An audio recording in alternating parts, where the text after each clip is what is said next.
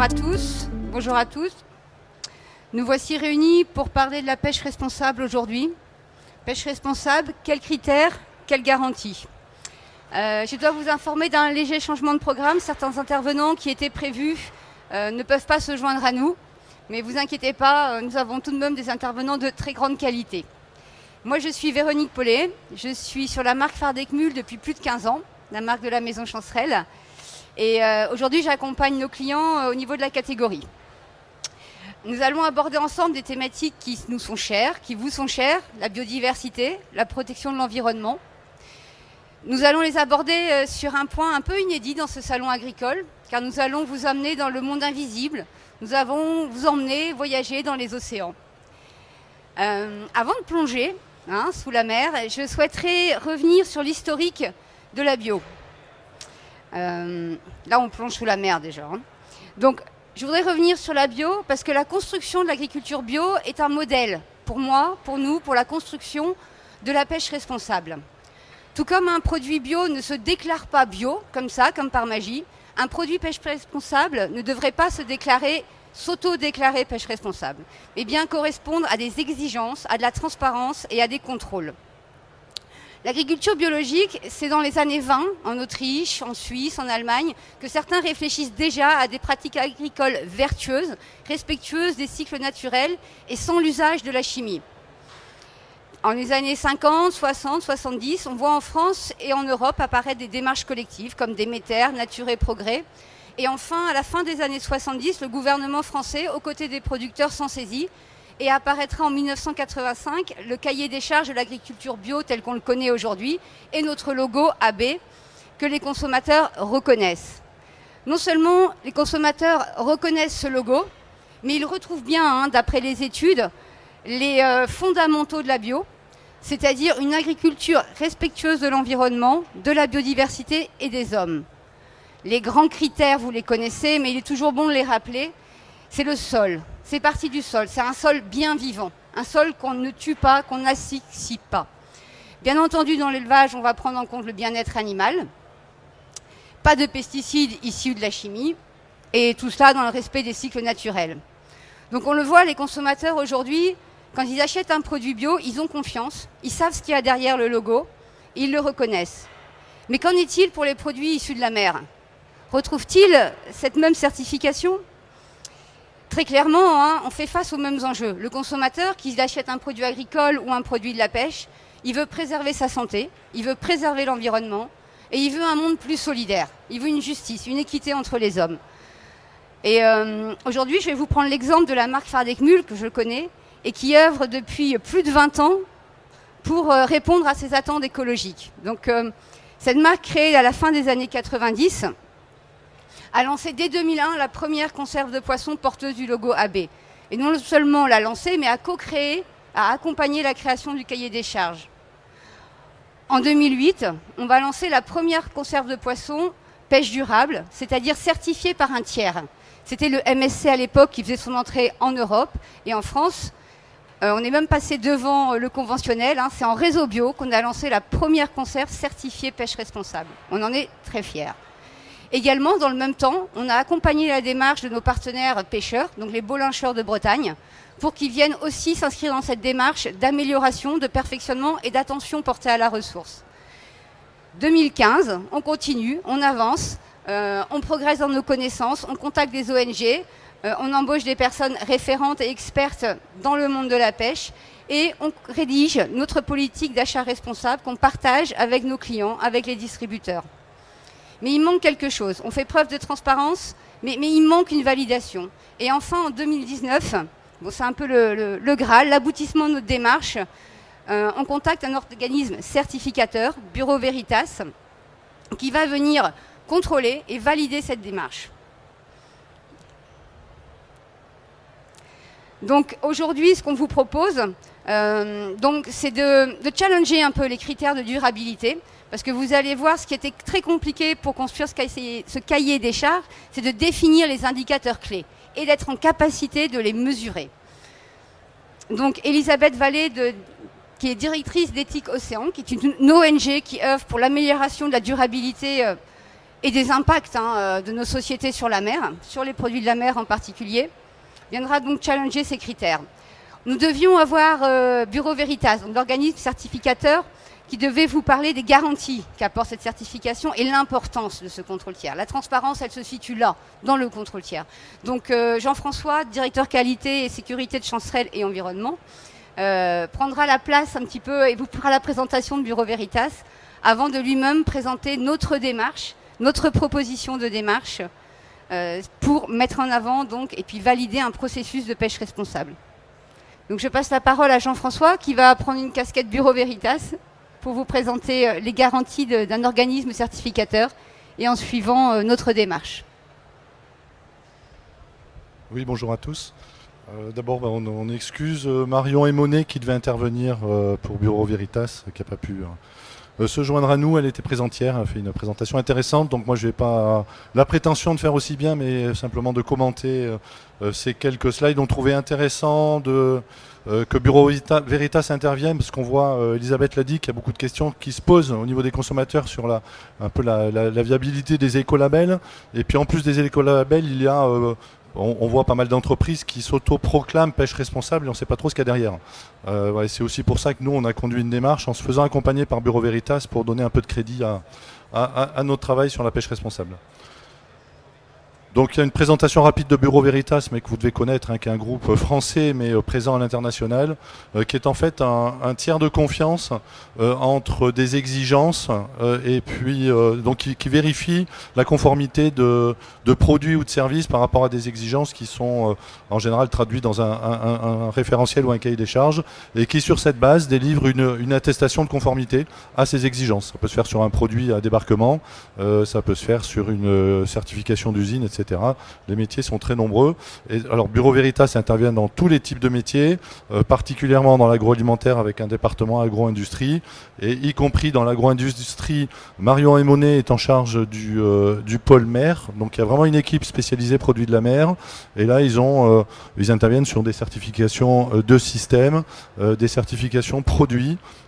Et ils ont aussi, c'est ça qui nous a intéressés, ils ont un pôle compétent en sciences halieutiques qui travaille avec des experts et participe ou forme des observateurs embarqués par exemple. Donc ils ont une très bonne compétence dans les outils permettant d'évaluer les stocks. Voilà donc la liste de l'ensemble des certifications ou un exemple des certifications couvertes au niveau de l'agroalimentaire par Bureau Veritas. Voilà, bon j'ai fait assez court, mais l'idée c'était quand même de passer leurs quelques slides et comprendre le rôle, et j'y reviendrai après, de Bureau Veritas. Alors, les démarches de certification, il y a deux choses qu'on voulait vous présenter. Les démarches de certification en tant que telles, qui sont couvertes par un organisme d'accréditation qui vient vérifier sur des bases normées le fait qu'on respecte certaines règles et certains principes dans la vérification. Vous avez le cas du MSC par exemple, qui était cité tout à l'heure. Donc je partage ce qu'exprimait Elisabeth en disant que c'est le référentiel dans le monde de la pêche qui est le plus fiable, avec quand même un défaut qu'il ne porte que sur les aspects environnementaux, on y reviendra tout à l'heure. Et donc là la certification se passe à deux niveaux. Le premier niveau, qui est le plus lourd, concerne la pêcherie en tant que telle. Donc c'est un processus qui peut durer jusqu'à 2 ans.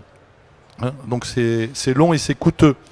Et c'est peut-être aussi un petit reproche qu'on peut faire à Bureau Veritas, c'est que les petites pêcheries qui n'ont peu de moyens n'ont pas forcément accès à des certifications de ce type. Et puis après, il y a un autre processus de certification qui nous concerne le plus, qui est ce qu'on appelle la chaîne de garantie, chain of custody, qui consiste à vérifier que tous les maillons de la chaîne, finalement, respectent bien les règles et assurent un principe de traçabilité de la matière première jusqu'au consommateur. Et qu'il n'y a pas de mélange de l'eau, notamment avec des produits qui ne seraient pas MSC.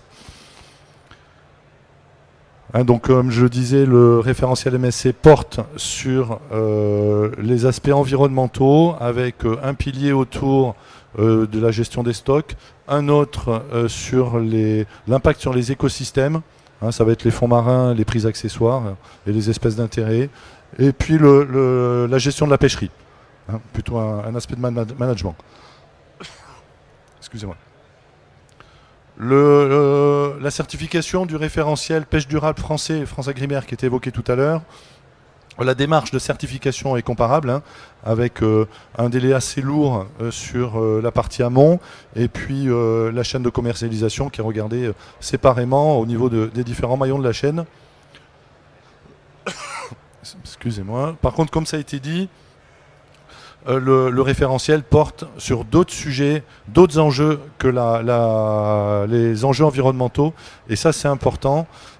Et c'est aussi le choix qu'on a fait au niveau de Chancerelle, c'est qu'on considère qu'on ne peut pas se limiter à l'aspect environnemental et qu'il y a d'autres enjeux qu'il est nécessaire de prendre en compte, j'y reviendrai tout à l'heure. Donc là, je vous parlais de certification, et puis en parallèle, le MSC a mis en place, il y a une dizaine d'années, ce qu'ils appellent une démarche de reconnaissance. Donc c'est pas couvert par de l'accréditation en tant que telle, on ne peut pas parler de certification, donc c'est une démarche B2B entre un organisme indépendant et puis une entreprise, qui se fait quand même là aussi sur la base d'un cahier des charges et avec des audits réguliers, hein, donc on retrouve quand même les principes que l'on avait tout à l'heure au niveau du MSC. Il couvre, cette reconnaissance ne s'intéresse pas simplement aux aspects environnementaux, mais couvre aussi des aspects qualité et sécurité alimentaire, des aspects environnementaux évidemment, les aspects sociaux et puis toute la partie traçabilité. Donc c'est intéressant pour nous et ça fait lien avec la démarche qu'on a mis en place que je vais vous présenter d'ici peu. Et on voit que ça peut recouvrir un certain nombre de référentiels qui eux sont plutôt spécifiques. Donc la méthode, je vais faire assez vite, hein, vous avez une première étape où il y a eu un cahier des charges référentiel qui a été rédigé, donc plutôt une proposition par nous, et puis après des échanges réguliers avec Bureau Veritas qui nous ont challengé, notamment sur la partie ressources et halieutiques. Le référentiel est validé, ça c'est important, par un comité de reconnaissance de Bureau Veritas. Donc c'est pas Bureau Veritas en tant que tel qui valide, c'est un organisme avec différents représentants du monde professionnel qui donne l'accord. Hein, donc c'est pas simplement une décision de l'entreprise qui voudrait faire du business, il y a des tiers indépendants qui votent à un moment donné sur la reconnaissance ou pas du référentiel et qui pourraient s'y opposer s'ils considéraient qu'il n'était pas suffisant. Et puis après, il y a des audits réguliers qui permettent de vérifier la bonne application du référentiel. Donc je vais passer sur la dernière slide qui décrit finalement notre référentiel, puisque je vais le faire juste après. Mais dire quand même juste un mot sur le fait que le cahier des charges et la démarche de reconnaissance de Bureau Veritas s'appuie sur le code FAO pour une pêche responsable. Hein. Donc c'est un code international qui a été mis au point en 1995, qui donne un cadre minimal à respecter si on veut communiquer sur une démarche pêche responsable. Voilà. D'autre part, on s'est appuyé bien évidemment sur les données fournies par les ONG et par les données scientifiques d'évaluation des stocks qui sont très importantes. On a utilisé au niveau de Chancerelle exactement les mêmes données que celles qu'utilise le MSC sur les stocks. Hein. Il n'y a pas de différence, les sources sont les mêmes et sont à mettre à jour en général tous les ans. Voilà pour Bureau Veritas. Donc sans transition, parce que Véronique ne va pas la faire, j'enchaîne sur la démarche de la maison Chancerelle portée par la marque Fardecmul. Pardon. Donc moi, puisqu'elle ne m'a pas présenté, je le fais en deux mots. Donc je suis directeur qualité, si elle l'a fait, pardon. Mais directeur qualité, je travaille chez Chancerelle depuis pas tout à fait 10 ans, avec une expérience d'une vingtaine d'années dans les produits de la mer aussi, et bien au fait de ces sujets. Et quand j'ai commencé à aborder le sujet chez Chancerelle il y a 7-8 ans, en fait, il y a deux clés d'entrée pour essayer de mettre en place, de mon point de vue, une démarche pêche responsable. D'abord, il y a un peu la culture d'entreprise et le positionnement de l'entreprise. Ce qu'on traduit au travers de la mission en général. Et chaque entreprise est un peu différente et a ses propres valeurs et son propre positionnement. Et celui de la maison Chancerelle accorde beaucoup d'importance à la qualité des produits, hein, beaucoup d'importance aux valeurs sociales, hein, avec un ancrage local en Bretagne depuis longtemps, auquel la famille actionnaire, hein, puisque c'est une entreprise familiale, est extrêmement attachée, et puis des valeurs de prise en compte de la ressource, et ça depuis longtemps. Donc ça, c'était une clé d'entrée, hein, importante pour réfléchir à la mise en place de cette politique. La deuxième, c'est les enjeux, je vais y venir juste après, et après vous avoir présenté le cheminement, mais Véronique l'a fait tout à l'heure, hein, de l'entreprise, hein, ça a commencé avec la marque Fardecmul. Un point important, parce que notre métier principal quand même, c'est la sardine, la conserve de sardines. Le stock de sardines pêchées à proximité des côtes bretonnes a été certifié en 2008 avec le support de la conserverie Chancerelle qui souhaitait accompagner la démarche. C'était la deuxième espèce de poisson ou la deuxième pêcherie certifiée en France au moment du démarrage de la démarche MSC. On a eu ensuite une démarche un peu plus collective, et là je vous parle de ce qu'on a commencé à mettre en place en 2015. En fait, on l'a fait en 2 étapes, hein. Véronique l'a dit tout à l'heure. Les grands principes définis en 2015, avec déjà des partis pris et puis des interdits. Et puis, plus récemment, en 2019, une démarche plus structurée avec des systèmes de cotation. Et donc, je vous disais, une clé d'entrée, c'est la mission, c'est la valeur de l'entreprise. La deuxième, ce sont les enjeux. Et ça, c'est très important. C'est-à-dire que nous, on ne pouvait pas considérer qu'on puisse regarder ce sujet simplement sous l'angle environnemental. On a, c'est vrai, souvent des injonctions de certaines ONG qui nous disent il faut aller vers telle ou telle méthode de pêche, c'est la solution magique, ça répond à tous les problèmes. Ben, c'est faux. Les choses sont beaucoup plus complexes dans le domaine de la pêche, et souvent quand on fait bien d'un côté, il y a des aspects qui sont moins bien traités. Et en fait, notre travail, c'est de trouver le bon point d'équilibre entre ces différents enjeux ou les différentes exigences qu'on peut avoir. Et c'est ce que je voulais vous illustrer à travers un exemple un peu emblématique, puisque il était poussé il y a 7-8 ans par Greenpeace qui disait, dans le cadre du thon albacore, il n'y a qu'une solution miracle, c'est le thon pêche et ligne. Hein, toutes les autres méthodes de pêche sont extrêmement destructrices. On ne partageait pas tout à fait, puis on a pas mal échangé avec eux là-dessus. Et voilà pourquoi.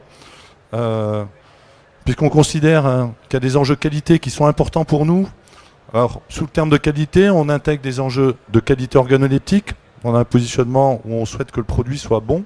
Hein, on a une culture du goût en France, donc c'est important sur le marché français de se positionner avec des bons produits.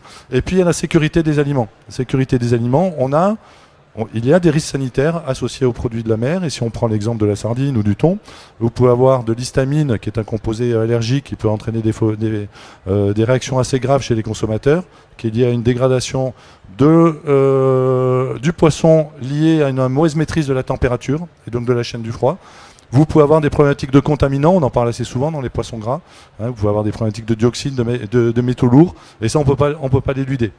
Et dans le cadre de la pêche à la ligne, on a ce problème d'histamine, parce que en pratique ce sont des petits bateaux qui pêchent dans les eaux tropicales, hein, qui sont des eaux à 30 degrés, qui n'ont pas de système de froid à bord, qui vont rajouter un peu de glace sur le thon, et qui, après leur journée de pêche artisanale, vont ramener le thon à terre pour le refroidir.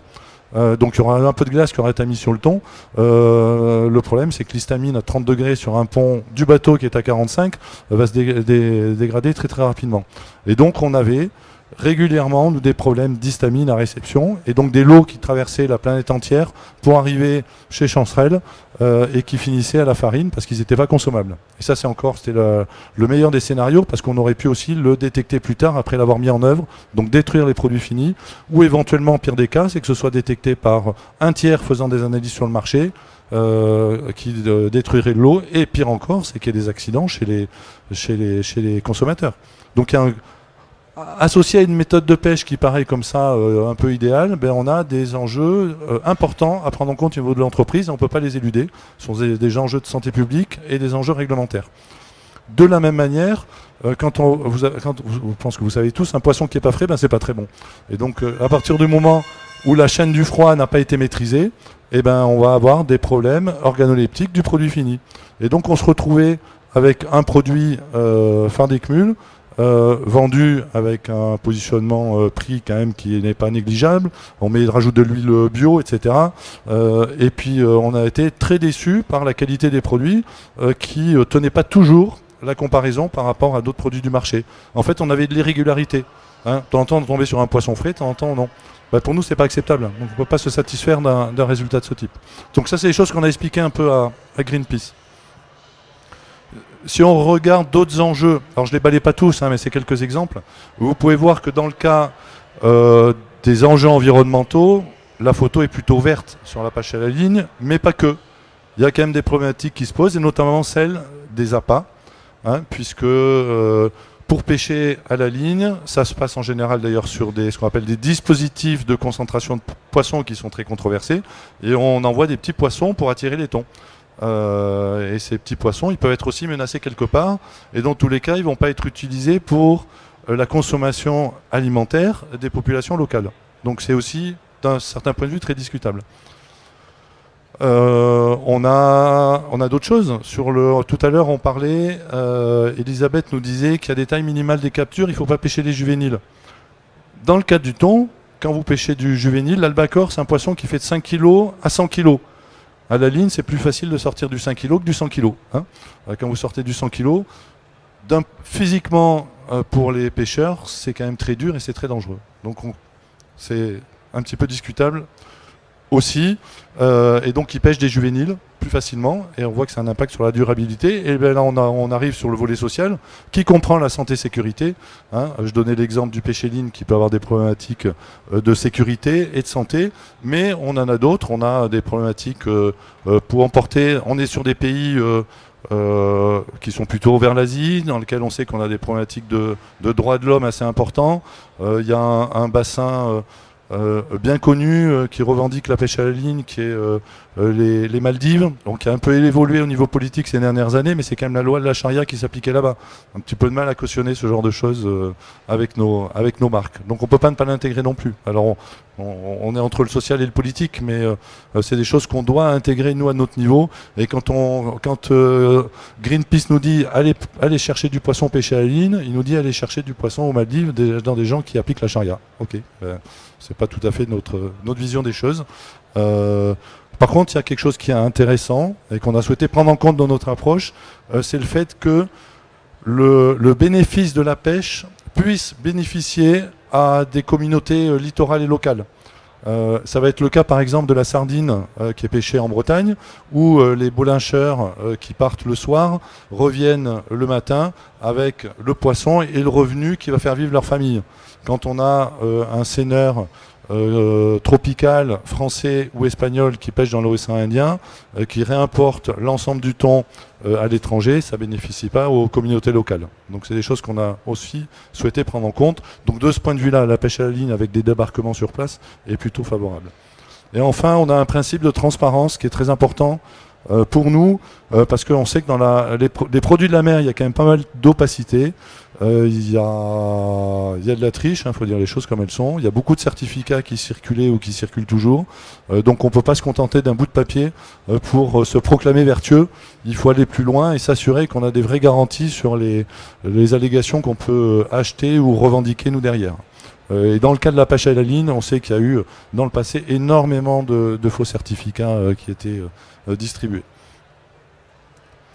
Voilà, donc c'est sur cette base finalement qu'on a construit nos différents piliers. Hein, là je passe vite puisque je vous l'ai déjà bien commenté. Qualité, la ressource, c'est la prendre en compte de la disponibilité des espèces et des méthodes de pêche. Les exigences sociales, principalement basées sur les critères de l'OIT, hein, l'Organisation internationale du travail. Et puis un principe de traçabilité systématique de la pêche et des contrôles. Et donc, et plus récemment, en 2019, comme l'évoquait Véronique, on a décidé d'aller un cran plus loin en construisant notre propre méthode avec un cahier des charges et une grille de cotation et en même temps en s'appuyant sur Bureau Veritas, comme ça a été dit, pour la faire reconnaître.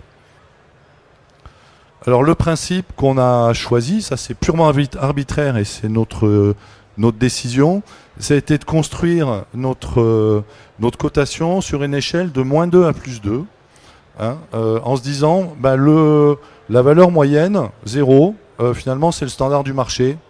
Hein, voilà, donc la plupart des gens y sont, mais nous ce qu'on veut c'est faire mieux. Alors on peut faire moins bien, mais surtout on veut faire mieux. Et donc en fait, il faut que sur chacun des piliers, on soit, la moyenne de nos notes qui portent sur 36 critères, soit strictement supérieure à chacun à 0. Avec une petite exception dans le cadre du pilier ressources, qui a été de se dire, bah, celui-là, c'est quand même celui sur lequel on nous attend le plus, et donc on a mis la barre plus haut à 0,5. Donc pour chaque critère, chacun de ces 36 critères, on a créé une échelle de notation qui va de -2 à +2. Alors des fois, selon l'importance de l'enjeu, on a pu le mettre de -1 à +1, ou on a pu des fois avoir que du positif ou que du négatif. Hein. Chaque critère est spécifique. Je vais vous présenter quelques-uns des exemples de ces critères, sachant que la grille détaillée alors, est disponible sur nos sites internet. Vous allez sur le site Fardecmul, elle est accessible. Puis bon, vous n'êtes pas très nombreux dans l'assistance, donc si on peut en discuter après si vous voulez. On peut vous laisser nos cartes. Donc si on prend le pilier qualité, un exemple sur... on va prendre en compte la fraîcheur. Tout simplement, vous avez une façon d'apprécier la fraîcheur d'un poisson avec une cotation qui est normée au niveau européen, qui va d'une échelle de grade B à extra. Et donc en fonction de la qualité de ce poisson qu'on achète, on lui met une note. On va prendre en compte les garanties que l'on a par la connaissance du site de transformation éventuelle. On achète de la sardine qui est congelée, pas chez nous mais donc chez le fournisseur. On peut acheter du thon qui est cuit. Donc il faut des garanties sur le fait que les critères qualité organoleptique soient bien pris en compte. Donc là, pardon, on va s'appuyer sur des certifications existantes par exemple. Certains connaissent peut-être l'IFS. Sur nos propres visites, hein, c'est-à-dire que la note maximale, c'est le fournisseur qu'on aura audité, l'équipe Chancerelle, qualité Chancerelle l'aura audité, et on aura aussi une certification. Des fois, c'est simplement notre acheteur qui n'est pas forcément en capacité de faire un audit assez complet, donc la note ne sera pas la même. Ce ne sera pas +2, ce sera +1 ou 0, je ne sais plus. Et par contre, un site qu'on ne connaît pas, on achète sur déclaration et sur facture une matière première, le site n'est pas certifié, on ne connaît pas, mais là c'est -2. Donc on sait qu'on prend un risque, donc il va falloir le compenser d'une manière ou d'une autre. Si on veut travailler avec ce fournisseur, hein, à un moment donné, il y a des exclusions, forcément. Sur le stock, alors je passe vite, mais forcément on s'appuie sur l'état des stocks, hein, avec différents états. Vous avez les stocks qui sont modérément ou sous-exploités, donc ils sont en vert, il n'y a pas de souci.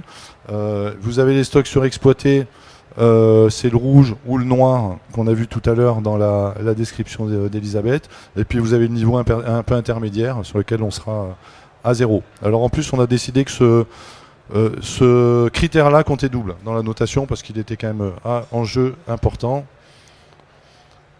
Et on tient compte aussi des impacts sur les espèces accessoires. Alors là, je suis revenu sur l'exemple du thon pêché à la ligne. La canéline, c'est celui qui sort le mieux. Et à l'inverse, vous aurez la palangre qui va sortir très très en dessous. La palangre, c'est un long filet avec des hameçons et sur lesquels on annonce, dans le cas du thon, entre 30 à 40% de captures accessoires, dont des oiseaux notamment. Donc là, la cotation, elle est faite par espèce et par engin de pêche, en s'appuyant sur des données internationales et qui ont été validées là aussi par Bureau Veritas. On a d'autres critères, hein, forcément, hein, je ne les liste pas tous. On prend en compte les espèces d'intérêt. C'est-à-dire, c'est pas là, quand vous pêchez du thon, c'est pas la même chose si vous capturez de façon accessoire du maquereau ou si c'est une tortue. Voilà, donc c'est deux choses un peu distinctes. Sur le social, alors c'est très compliqué, hein, c'est des sujets sur lesquels on essaie d'avancer, mais d'aller auditer les bateaux de pêche, on l'a fait un petit peu. Souvent on a des marées de 40 jours, donc on ne se voit pas d'un point de vue pratique et économique partir 40 jours en mer pour auditer un bateau. Donc il y a des référentiels qui sont petit à petit en train de se mettre en place. On va s'appuyer sur des facteurs de risque et plutôt des données qui sont fournies par des organismes qui font de la cotation des pays. Qui vont nous dire dans ce pays il n'y a aucun risque, hein. Par exemple la France et l'Islande, le respect des critères sociaux, on a quand même un modèle social très protecteur, en Europe, mais ça ne sera pas le cas dans d'autres pays. Voilà, donc fonction du niveau de risque.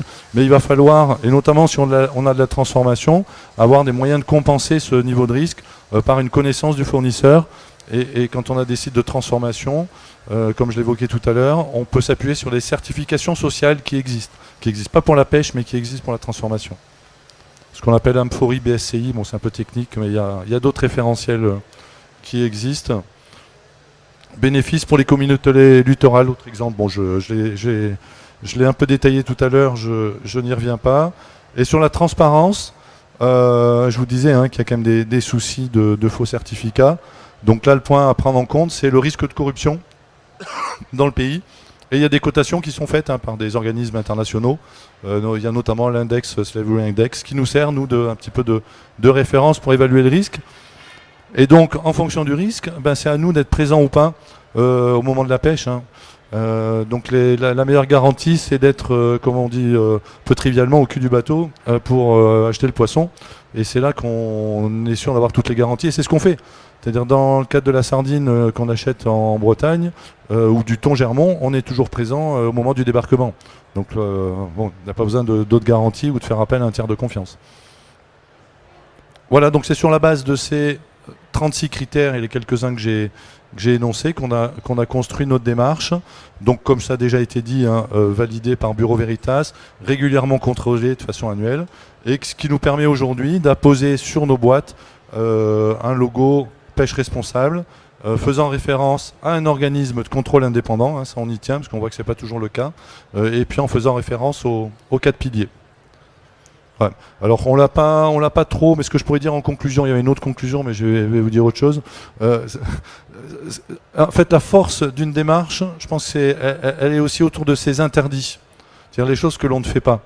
Et il y a beaucoup de choses qu'aujourd'hui on ne peut pas faire parce que notre grille de cotation ne permet pas de le faire. C'est-à-dire depuis, ça avait fait pas mal de polémiques, mais depuis 5 ans, on n'achète plus de thon albacore pêché sur dispositif de concentration de poissons. On est les seuls intervenants sur le marché français à le faire. On n'achète pas de sardines en Manche pour des questions de risque de contaminants. On n'achète pas de thon, alors que c'est un très gros pays producteur et des fois on aurait envie en Équateur ou venant de pavillons équatoriens parce qu'il y a des doutes de la Commission européenne sur l'application par les autorités locales de la lutte contre la pêche illégale. Voilà, donc il y a des cartons jaunes qui sont distribués par l'Europe. Donc voilà, tout ça fait qu'à un moment donné, on a des interdits et ça nous restreint nos possibilités d'achat de matières premières et sont aussi des contraintes économiques à un moment donné, à la fois d'approvisionnement et de coûts. Voilà, j'en ai terminé. Je ne sais pas si Véronique voulait conclure. Alors peut-être avant la conclusion, est-ce qu'il y a des questions ? Donc on vous a dit, on est disponible ensuite sur le stand phare d'Ecmul ou même ici. Je crois qu'on est la dernière conférence. Donc si vous voulez prendre le temps de vous rapprocher pour des questions. Sinon, en conclusion, déjà merci. Merci à Elisabeth.